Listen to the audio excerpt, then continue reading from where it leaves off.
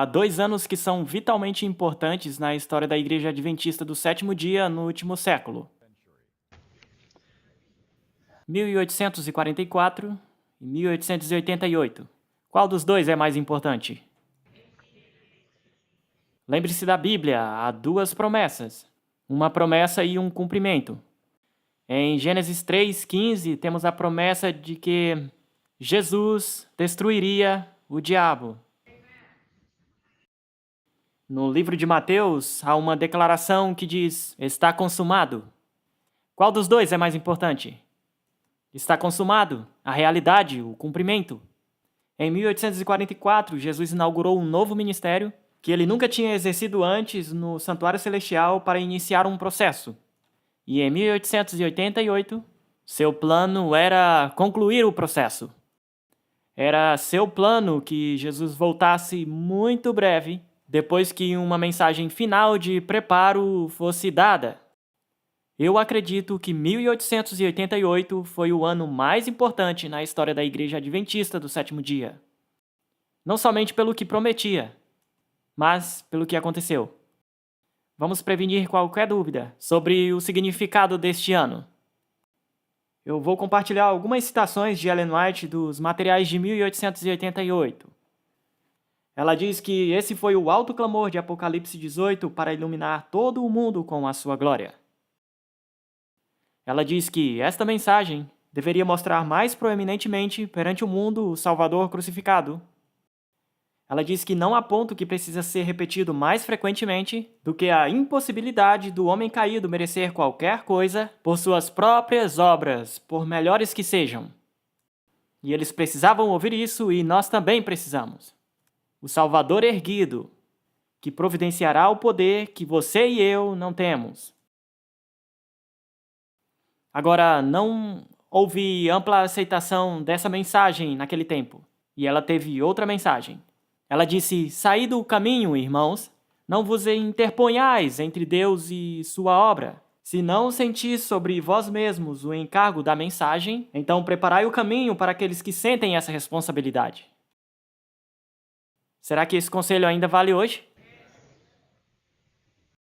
E então ela disse algo muito sério. Ela diz: rejeitando a mensagem dada em Minneapolis, os homens cometeram pecado.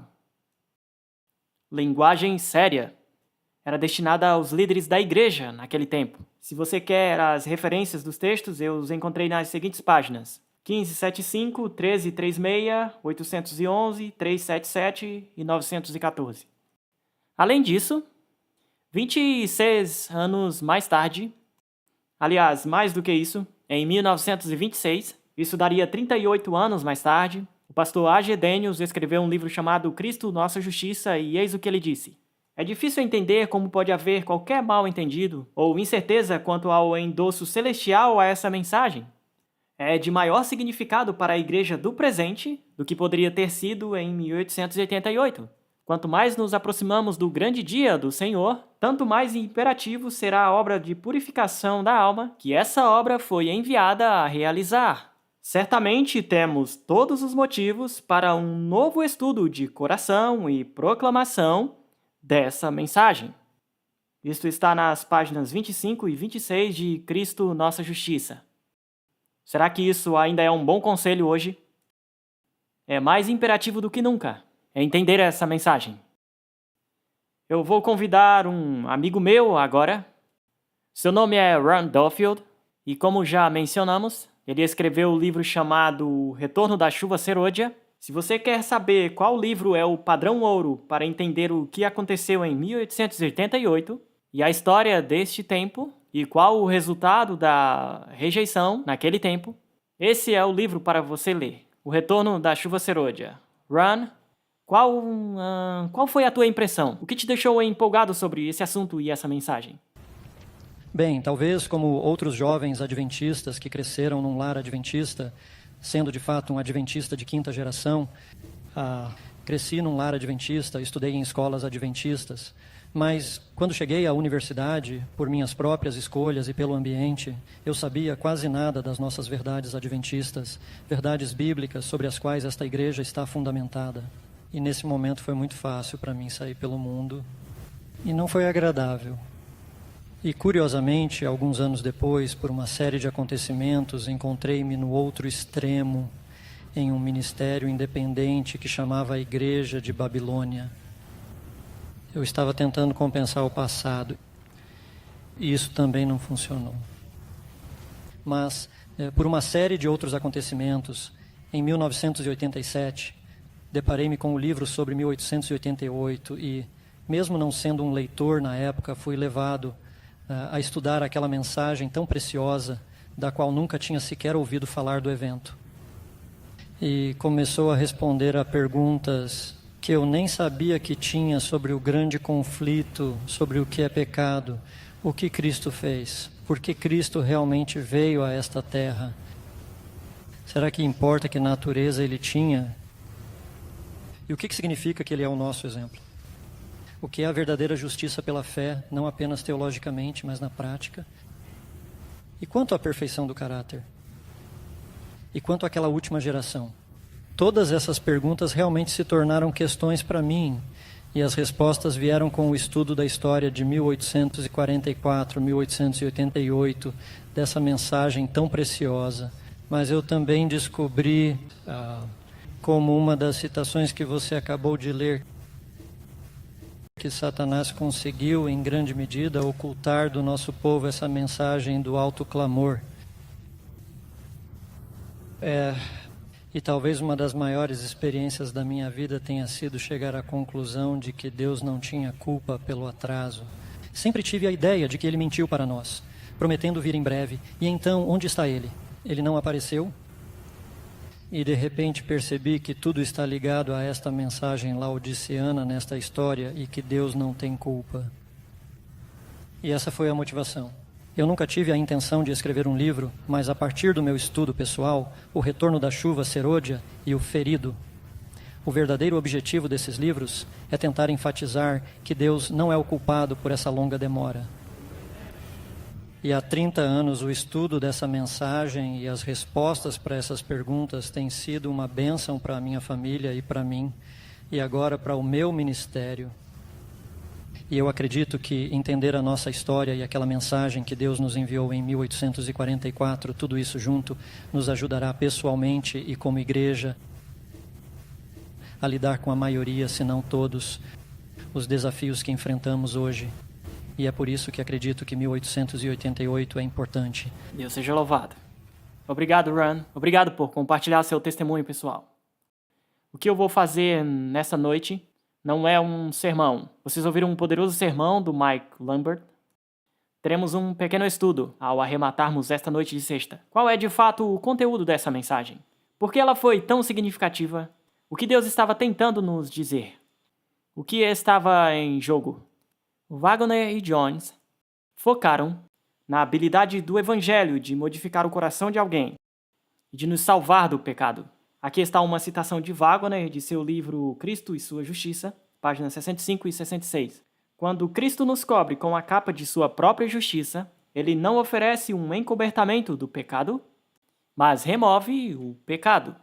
E isso mostra que o perdão de pecados é algo mais do que mera forma. Alguma coisa mais do que uma mera inscrição nos livros do céu. E aí temos a essência do que eles estavam tentando dizer ao longo desses anos. Um novo livro foi publicado recentemente. Se chama Vivendo pela Fé. E ele é uma compilação de mensagens até então não publicadas por Wagner, que foram descobertas posteriormente, recentemente. E eu vou compartilhar uns poucos trechinhos ao analisarmos o que era essa mensagem e qual a sua importância. A maioria das citações é de Wagner, o que ele cria sobre esses assuntos. Aqui está como ele abriu um assunto. Não pode ser questionado que há poder na palavra de Deus, muito além de qualquer outro livro. A palavra escondida em seu coração protege de pecado. A palavra tem poder de dar vida.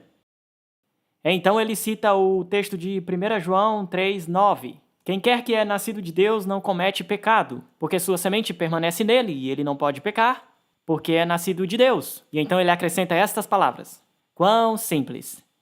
Há na palavra aquela energia divina que pode transformar sua mente e tornar-te uma nova criatura. Em vez de tentar pular e fazer ginástica para tentar explicar o que este texto não quer dizer, ele só diz quão simples. Quão simples. Sua semente permanece nele e ele não peca. Muitas pessoas sinceramente anelam por Cristo morar em seu coração e imaginam que o motivo para ele não o fazer é porque não são bons o suficiente. E em vão tentam ficar bons de forma que ele condescenda em entrar. Eles se esquecem que Deus vem em seu coração não porque ele está livre de pecado, mas para livrá-lo do pecado. Deus está vindo ao seu coração com o mesmo poder que criou os mundos a partir do nada. Cremos nisso, que ele tem esse poder e que ainda pode exercer esse poder hoje. A gloriosa verdade é revelada que a vitória sobre cada tentação e dificuldade já é sua em Cristo. Derrota não pode ser o resultado. Não importa quão formidável o inimigo se apresente, a batalha já foi travada e Jesus Cristo te estende a vitória. A você cabe simplesmente aceitá-la e dizer graças a Deus que nos dá a vitória através de nosso Senhor Jesus Cristo. Que evangelho poderoso! Quão diferente da versão evangélica que é tão popular no cristianismo e mesmo em nossas igrejas e escolas adventistas. É cheio de esperança, é cheio de coragem, é cheio de promessa, é cheio de certeza. E isso era parte daquela mensagem que veio há tanto tempo. A vida de Cristo é poder divino. Na hora da tentação, a vitória já está ganha. A vitória já é sua antes mesmo que apareça a tentação. Quando Satanás vem com suas tentações, ele não tem poder, porque você tem a vida de Cristo e esta vida em você expulsa Satanás toda vez. Oh, glorioso pensamento de que há vida em Cristo e que você pode tê-la. O justo viverá pela fé porque Cristo vive neles. E bem aqui neste ponto nós temos que ler Gálatas 2:20, não é verdade? Tomemos nossas Bíblias. E essa passagem tão familiar é o âmago do que ele tenta exprimir. Estou crucificado com Cristo. Entretanto, eu vivo, mas não eu, mas Cristo vive em mim. E a vida que agora vivo na carne, vivo pela fé no Filho de Deus, que me amou e se entregou a si mesmo por mim. Há poder, não aqui, mas lá. Lá está o poder.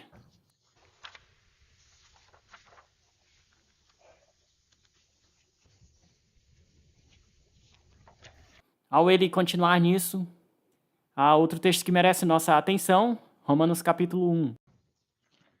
Paulo é muito ousado. Ele não fala meias palavras. Ele simplesmente diz o que devemos ouvir, entender e viver. Romanos capítulo 1, verso 16. Porque eu não me envergonho do evangelho de Cristo, pois é o poder de Deus para a salvação de todo aquele que crê, primeiro para o judeu e também para o gentio. O poder de Deus para a salvação de cada um que está disposto a crer. Cristãos frequentemente dizem: eu posso entender e crer que Deus vai perdoar meus pecados, mas é difícil acreditar que Ele pode me guardar de pecar.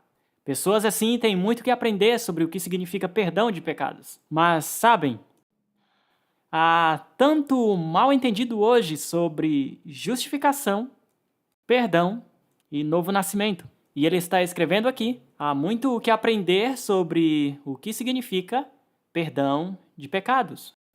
Quando você ouve, filho, tenha bom ânimo, teus pecados te são perdoados, uma nova vida começou em você e você é uma pessoa diferente. É o poder do perdão de Deus e só isso que te guarda de pecar.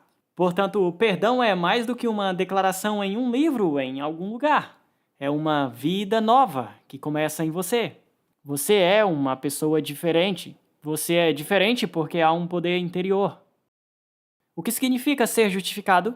Muitos acham que é meio caminho andado para ter o favor completo de Deus. Eles acham que a ideia de justificação significa: se você somente crer no que a Bíblia diz, você será contado como justo quando de fato não é. Tudo isso é um grande erro. E temos ouvido tanto disso aí hoje em dia. Justificação significa tornar justo.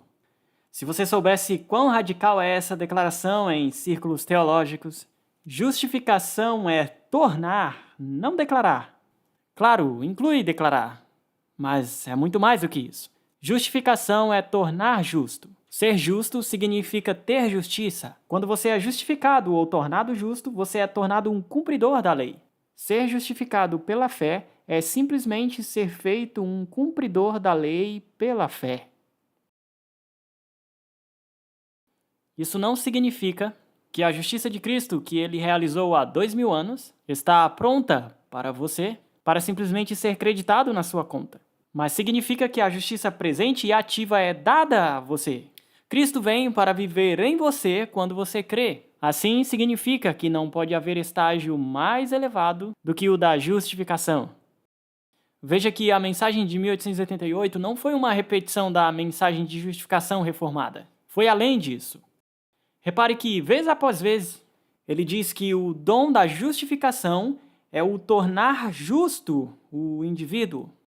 Isso é um golpe contra a teologia evangélica atual e vários círculos acadêmicos adventistas.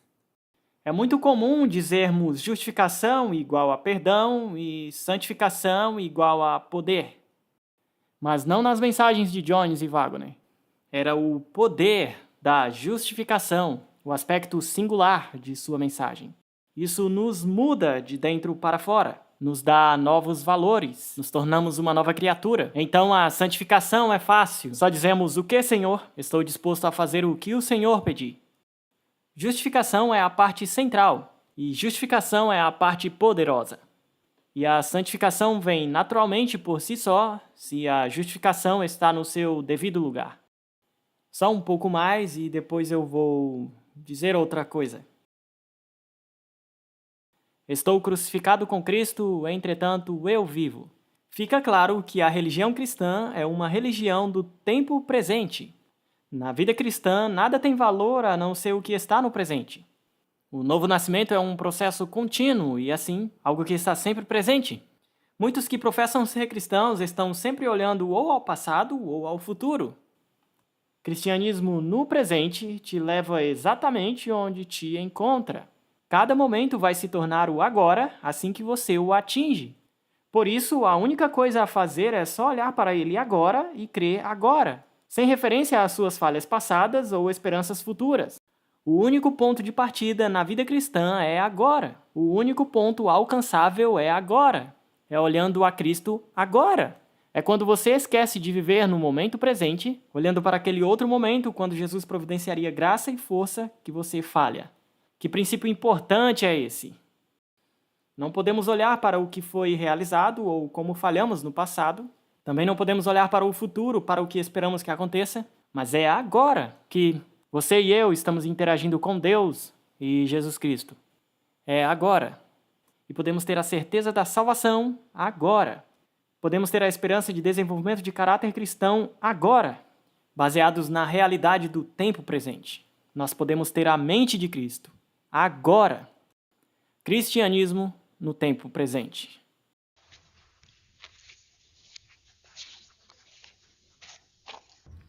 Faz parte da natureza das plantas se volver em direção ao sol, mas no jardim espiritual de Deus, alguns tentam crescer em outra direção. Alguns tentam crescer por algo inerente neles mesmos. Imagine uma planta tentando por si mesma se exercer para ficar mais forte e mais alta, e cravar suas raízes mais profundamente no solo. A ideia é absurda, mas isso é o que muitos cristãos pensam que têm que fazer, para crescerem como cristãos. Uma planta cresce, sobe e fica mais forte, sem se exercitar por si. Ela simplesmente olha para o sol. O processo é simplesmente um esforço para chegar mais perto da fonte de sua luz. Você não pode crescer olhando para si mesmo, não pode crescer olhando para outras plantas ao seu redor. Tudo o que Deus quer é permitir-lhe trabalhar em ti. Se você olhar firmemente para Ele, assim como a planta se vira para o sol que brilha no céu, se fizer esforço constante para se virar a Ele, assim como a planta se vira para a fonte de sua vida e galgar mais e mais em direção ao brilho de sua face, então você não vai ter dificuldade alguma de obter a medida plena do conhecimento que você deseja. E o último trecho que vou compartilhar sobre isso. Impotente, totalmente impotente em si mesmo, inapto a cuidar de si mesmo por um único momento, inapto a resistir à menor da tentação, incapaz de realizar uma única boa ação.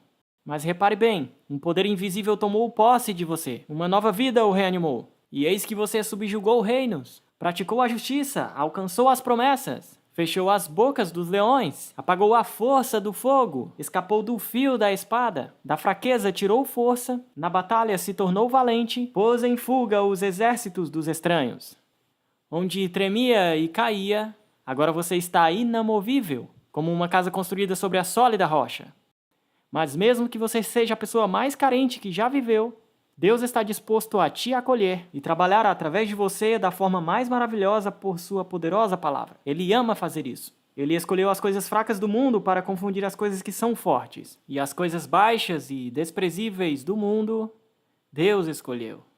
Então, quando você reconhecer sua fragilidade e sua impotência, não se desencoraje, mas erga seus olhos em gratidão ao céu e louve o poderoso que pode te tomar, a mais fraca e impotente das criaturas, e por sua palavra te fortalecer com todo o poder de acordo com o seu poder glorioso.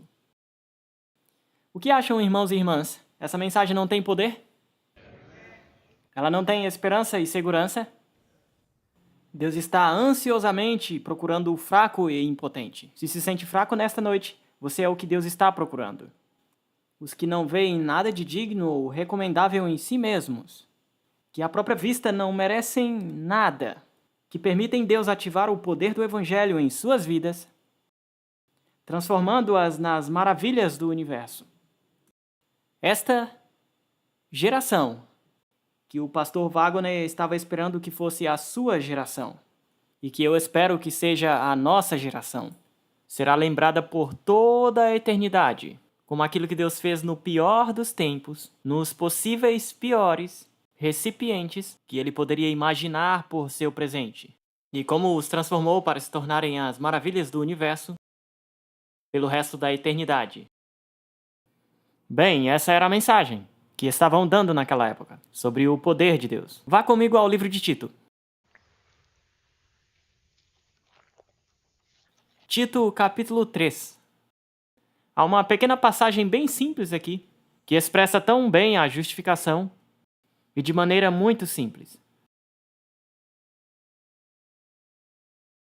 Tito 3, começando no verso 5. Não por obras de justiça que nós tenhamos feito, mas de acordo com sua misericórdia nos salvou. Agora vamos falar sobre como funciona a salvação. Pelo lavar da regeneração, pela renovação do Espírito Santo, que derramou sobre nós abundantemente através de Jesus Cristo, nosso Salvador, sendo justificados, e olha só agora, aqui está a justificação pela fé, fôssemos feitos herdeiros de acordo com a esperança da vida eterna. Então, como acontece a justificação? Escrevendo algo em algum livro no céu? Ou será que precisa de lavagem, de regeneração? E, amigos, isso acontece antes do batismo nas águas. O coração é regenerado, é lavado. Então, regeneração, renovação, poder do Espírito Santo, tudo faz parte da justificação pela fé. E não somente santificação, como é tão frequentemente ensinado. Quando esta lavagem e esta renovação acontecem, então nós temos o poder da graça perdoadora e da justificação. Algumas citações de Ellen White, o Maior Discurso de Cristo 114. O perdão de Deus não é meramente um ato judicial pelo qual ele nos livra da condenação. A palavra meramente é importante. É um ato judicial, mas mais do que isso. Não é somente perdão pelo pecado, mas livramento do pecado. É o transbordamento de amor redentor que transforma o coração. Ela está falando sobre perdão, não sobre santificação. Ela está falando sobre justificação. Em Mensagens Escolhidas, volume 1, 394. Em nós mesmos somos pecadores, mas em Cristo somos justos, tendo-nos feito justos, mediante a imputada justiça de Cristo, Deus nos pronuncia justos. Isso vira ao avesso todo o evangelho teológico, como é entendido no cristianismo popular. Primeiramente, somos feitos justos, e depois Cristo nos declara justos. Não vice-versa. Deus não fala em ficção. Ele não diz que você é justo quando é totalmente injusto, simplesmente porque você diz, eu creio em Jesus. Primeiro ele nos torna justos, e depois nos declara justos, como o seu dom para nós. Parábolas de Jesus 1:63. Aproximando-se o pecador da cruz erguida e prostrando-se junto à mesma, atraído pelo poder de Cristo, dá-se uma nova criação. É-lhe dado um novo coração. Ele se torna uma nova criatura em Cristo Jesus.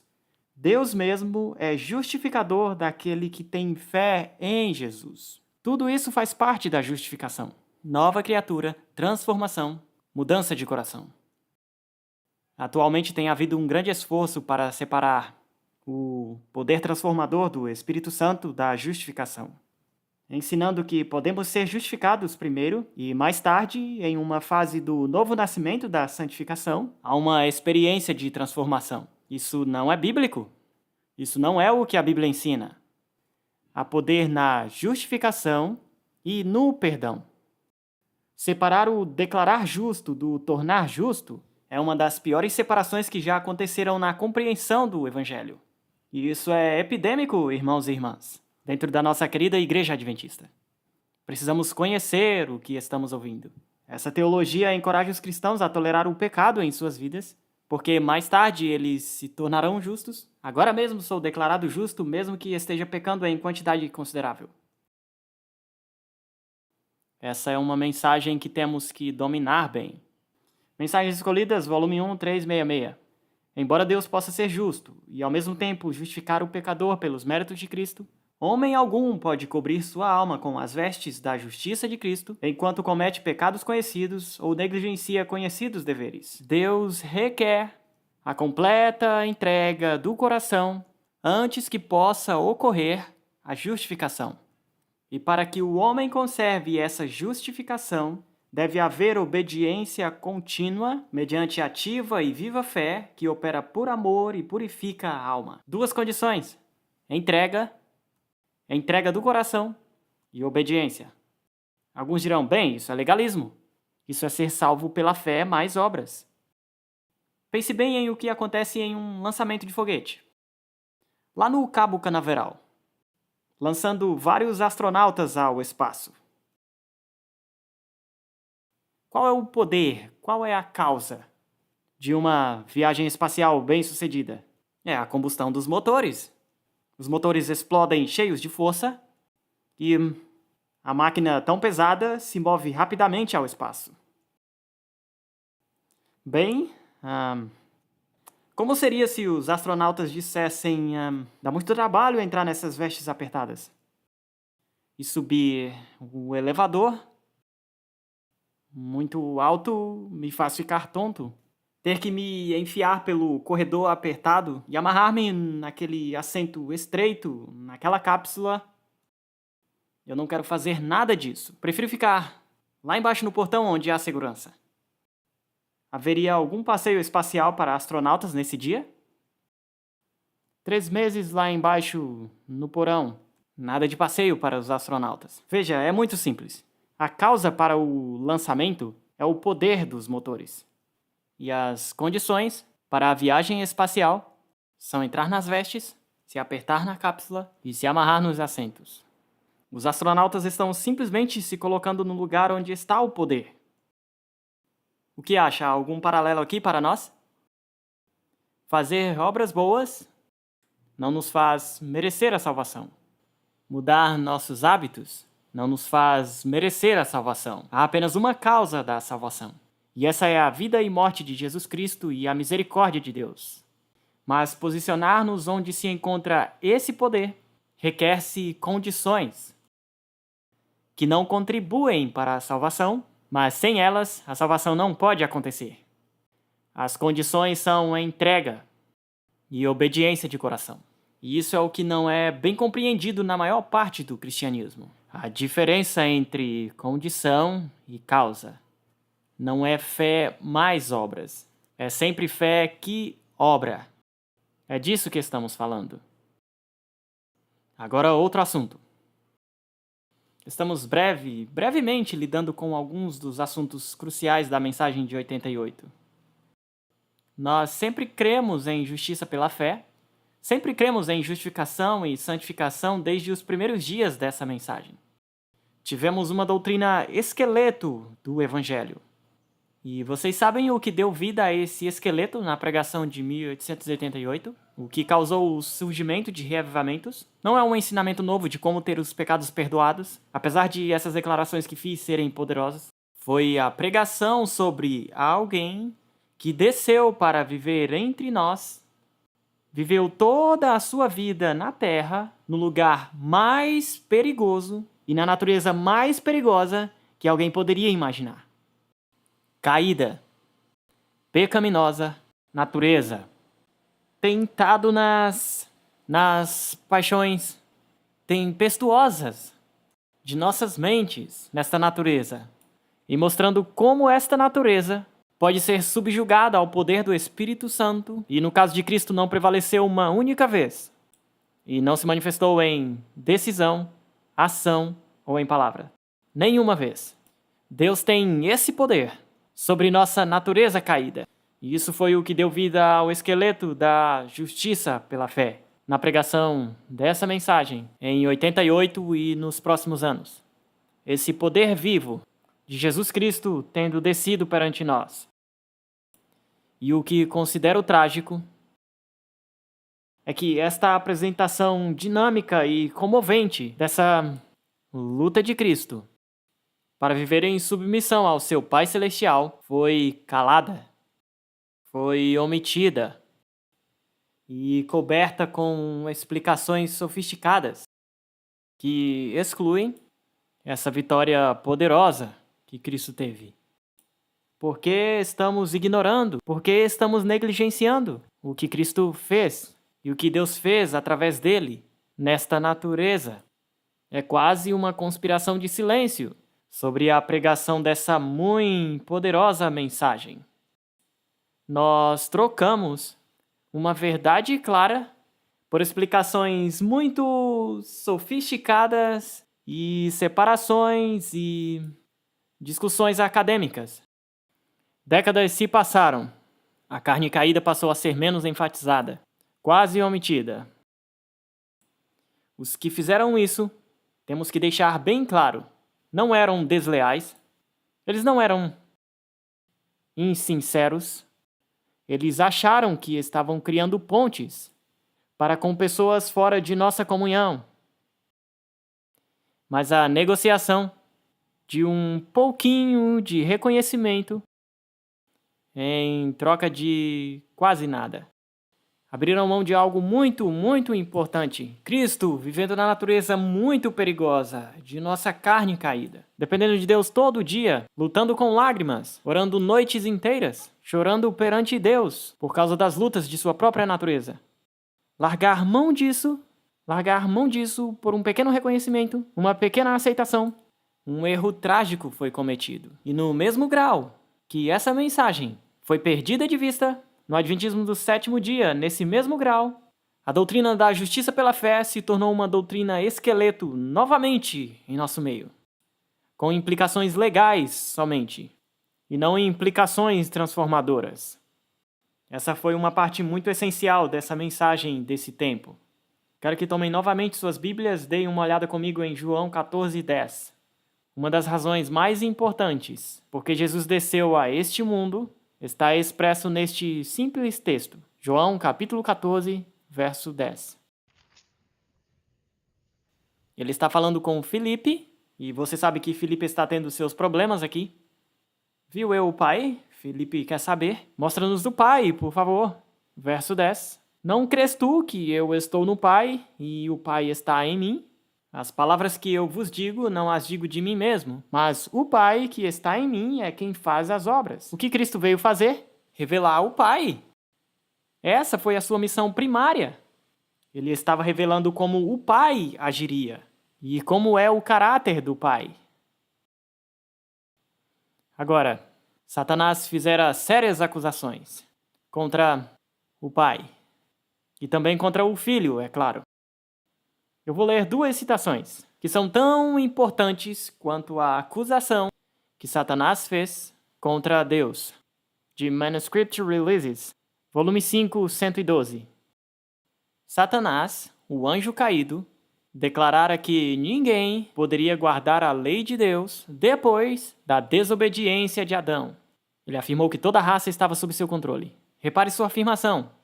Você não consegue guardar a lei de Deus, ninguém consegue guardar a lei de Deus, porque Adão pecou e transformou a linda natureza que Deus lhe dera em uma natureza caída, pecaminosa.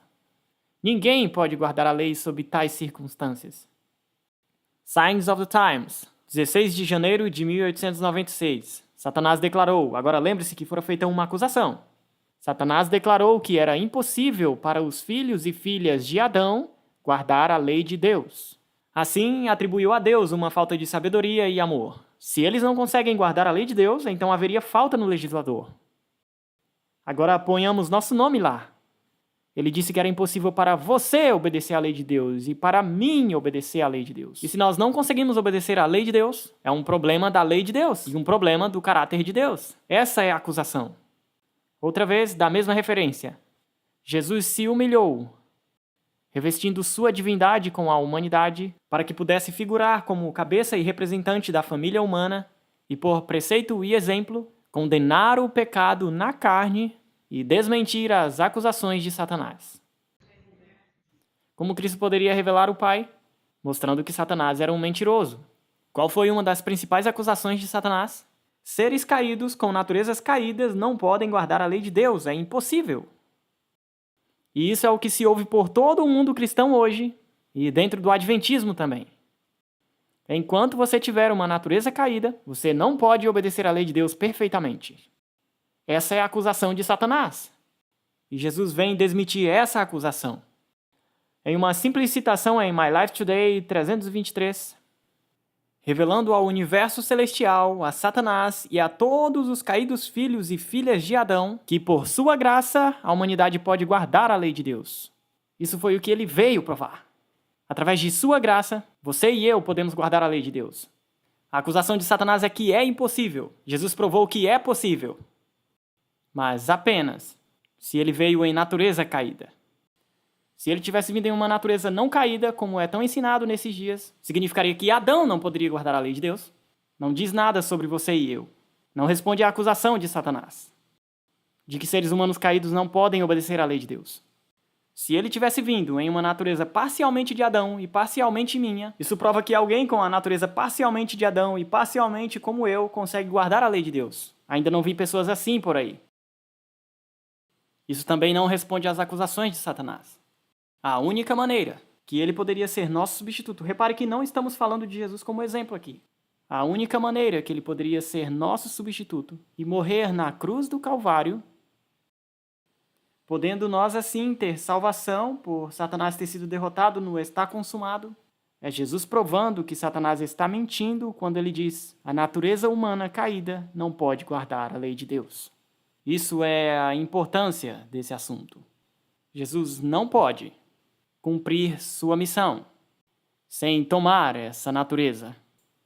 E então há outro aspecto disso. Vamos a Apocalipse 14, versículo 5. Apocalipse 14, verso 5.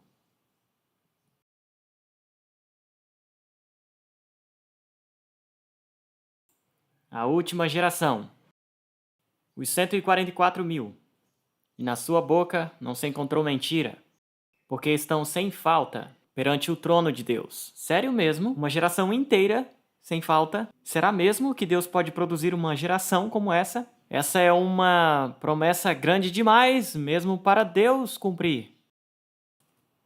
Há uns 50 ou 60 anos, um indivíduo disse algo bem sábio.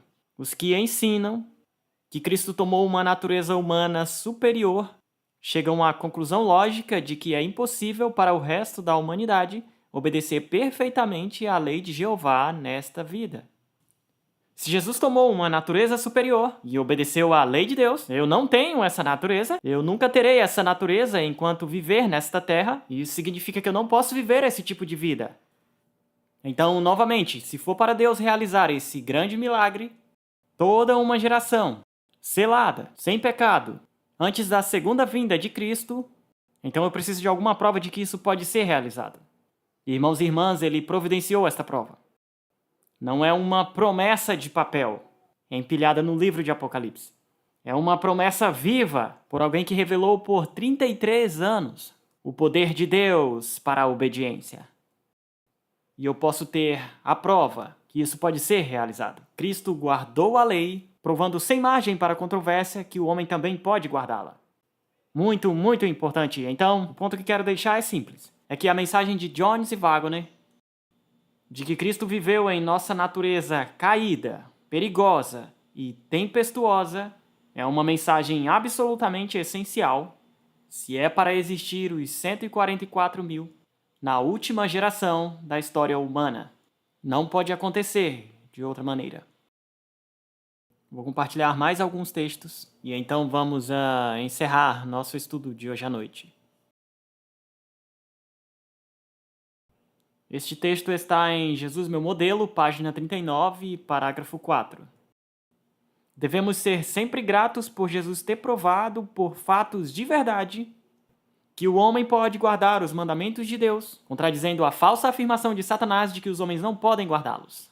Eu fico contente com fatos absolutos, de que a lei pode ser guardada pelo poder de Deus. E então ela faz essa afirmação muito, muito séria. Tende em mente que a vitória e a obediência de Cristo são as de um verdadeiro ser humano. Em nossas conclusões, cometemos muitos erros devido à nossa visão errônea sobre a natureza humana de nosso Senhor. Quando atribuímos à sua natureza humana um poder que não é possível que o homem tenha em seus conflitos com Satanás, destruímos a inteireza de sua humanidade. Irmãos e irmãs, a maior parte do cristianismo destruiu a inteireza da humanidade de Cristo. Porque atribuem a Cristo um poder que não é possível nós termos, a saber, o poder da natureza de Adão. Adão não precisava de graça. Tudo o que ele precisava era deixar sua natureza se expandir. A obediência era tão natural para Adão como respirar ou comer. Ele não precisava se esforçar. Era tão natural como despertar de manhã. Eu não tenho este poder, e nunca terei até Jesus voltar. Cada dia morro, diz Paulo, para o eu, para a minha natureza caída, para o orgulho, para o egoísmo. E a destruição da inteireza de sua humanidade está acontecendo por todo o mundo cristão, e mesmo no Adventismo do sétimo dia hoje. E a propósito, essa é a parte da razão por que este seminário está sendo realizado neste fim de semana, porque isso não acontece só lá fora, mas aqui dentro. E precisamos saber como mostrar a diferença entre a verdade e o erro, neste tempo tão crítico em que vivemos.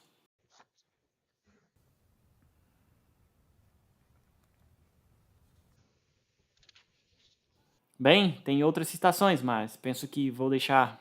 só mais uma. Mensagens Escolhidas, volume 1, página 244. A humanidade do Filho de Deus é tudo para nós. É a corrente de ouro que liga nossa alma a Cristo e, por meio de Cristo, a Deus. Isso deve constituir nosso estudo. Avancemos rumo a essa corrente de ouro, meus amigos. Não vamos evitá-la porque há muita controvérsia. Então deveríamos evitar o sábado também, porque é muito controverso nesse nosso mundo. Essa corrente de ouro deve constituir nosso estudo. E é muito importante que manejemos isso corretamente nesse tempo. E reflitamos cuidadosamente sobre isso. Só para dar-vos uma pequena perspectiva, eu vou ler um pouco do livro Estudos Bíblicos, que foi um dos nossos livros populares por muitos anos, vendido pela maioria dos colportores ao redor do mundo adventista, vendido aos milhões, mas eu vou ler da edição impressa em 1916 e 1944. Temos uma edição diferente hoje. Ouça o que ele diz. Em sua humanidade, Cristo participou de nossa natureza pecaminosa caída. Era assim que começava a sessão desse assunto. Se não fosse assim, então não seria em tudo igual aos seus irmãos, não seria tentado em todos os pontos como nós o somos, não venceria como temos de vencer, não sendo assim o Salvador completo e perfeito que o homem precisa e deve ter para ser salvo. Direto assim, em um livro que vendíamos aos milhões, às pessoas, aos compradores. A ideia de que Jesus nasceu de uma mãe imaculada ou sem pecado, e de que não herdou tendências ao pecado, e por essa razão não pecou, remove-o da esfera do mundo caído, justo do lugar onde a ajuda é necessária. Do seu lado humano, Cristo herdou exatamente o que cada filho de Adão herda, uma natureza caída, pecaminosa. Do lado divino, desde a própria concepção, ele foi gerado e nasceu do Espírito.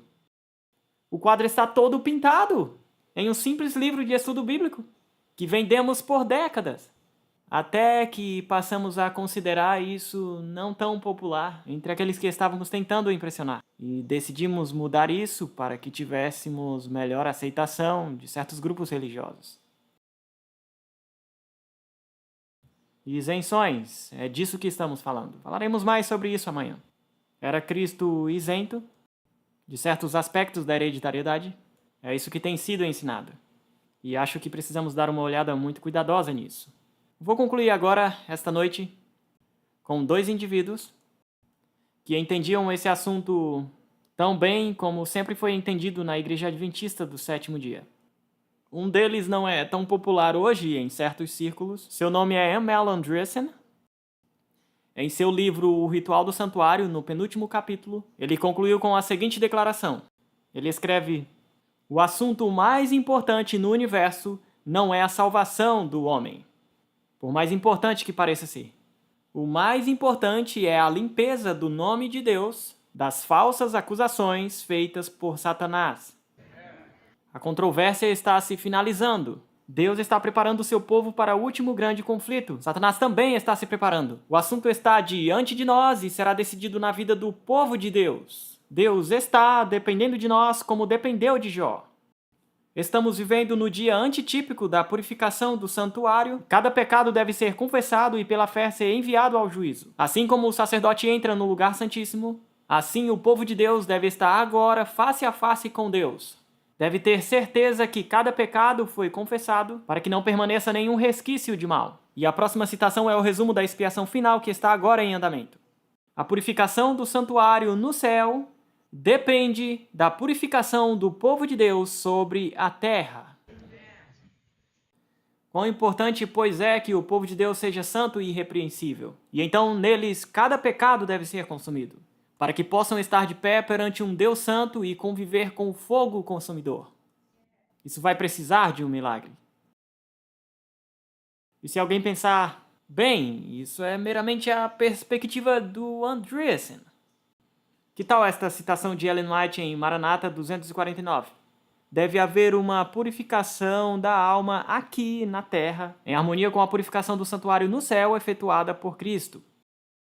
Os dois têm que trabalhar juntos. Review and Herald, 11 de fevereiro de 1890. Cristo está purificando o templo no céu dos pecados do povo e nós devemos trabalhar em harmonia com ele sobre a terra, limpando o templo da alma de sua impureza moral. Bem claro, bem simples.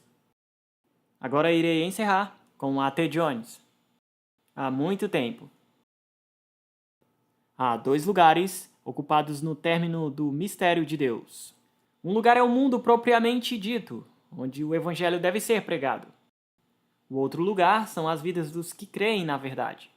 Nós, ouça com atenção, podemos pregar e proclamar usando palavras até os confins da terra, a cada alma sobre a terra em nossa geração, para que essa fase da obra fosse concluída e completada. Mas, se a manifestação de Deus na vida dos que pregam isso não estiver completa, poderíamos pregar isso por 10.000 anos e o fim nunca viria. Não basta que o evangelho seja simplesmente pregado a todo mundo e encha toda a terra, mas quando isso for feito, haverá um povo pronto para encontrá-lo no final. Sem a conclusão desta manifestação de Deus na carne de cada crente, não pode haver conclusão do mistério de Deus. Este mistério concluído, repare, Deus manifestado na carne significa que somente Deus é visto nos atos e vida do crente, para que na sua vida Deus seja manifestado. Você sabe que o mistério de Deus é Cristo em vós, a esperança da glória.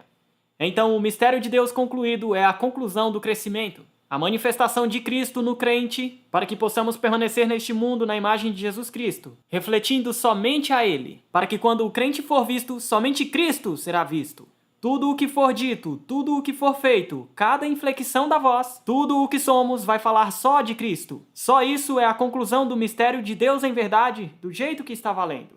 E é isso que tem que acontecer antes que venha o fim. Essa era a mensagem de 88, meus amigos.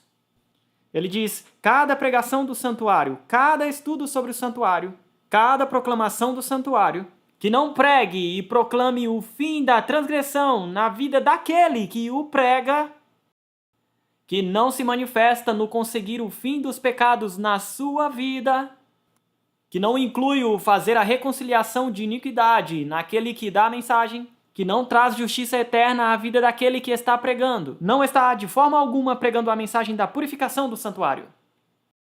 O mensageiro deixa de fora exatamente a parte que o anjo de Deus torna a substância de todo o assunto. Mas tem irmãos neste auditório, e ele está pregando aqui para líderes na conferência geral. Existem irmãos neste auditório hoje que conhecem pessoas que conseguem recitar todas as datas dos 2.300 dias, dizer todos os capítulos e versos, mas que não conhecem em suas vidas o fim da transgressão, que não conhecem como é dar fim a seus próprios pecados, que não conheceram reconciliação pela sua própria iniquidade e não têm justiça eterna inserida para guardá-los de pecar. E você sabe que isso é verdade, e esse tipo de pregação sobre o santuário e sua purificação jamais trará a purificação do santuário e nunca nos levará ao fim, não, Senhor. Há uma purificação do santuário no céu, é verdade. E enquanto ela estiver acontecendo no céu, se ela não acontecer nos santos e crentes sobre a terra, então a purificação do santuário do céu não pode jamais terminar. Nós nunca poderíamos, nesse caso, chegar ao fim deste mundo, para que a purificação da igreja dos santos sobre a terra deve estar no mesmo ritmo, deve estar em proporção exata com a purificação do santuário no céu, ou essa igreja não estará preparada.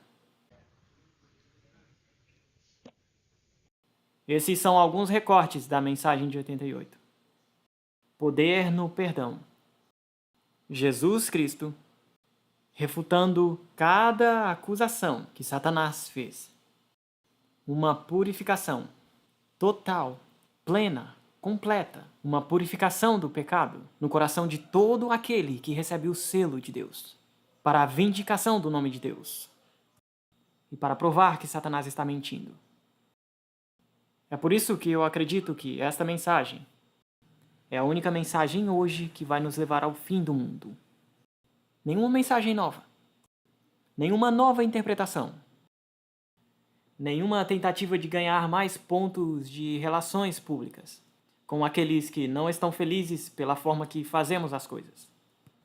Precisamos tomar uma decisão, irmãos e irmãs. Quão seriamente estamos querendo concluir a obra. Finalizando a obra aqui, em nosso coração e em nossa mente. Quando esta obra concluir, nós vamos para o lar. É simples assim. Mas ela tem que ser concluída aqui, para que possa ser concluída lá em cima. Que Deus nos ajude a não nos distanciarmos da única mensagem que irá nos preparar para o selo de Deus. Continuaremos amanhã. Temos mais a dizer sobre essas questões amanhã e vamos entrar em alguns detalhes que precisam ser mencionados também. Muito obrigado por vir aqui nesta noite. O pastor vai encerrar o encontro desta noite e desejo a vocês um bom descanso.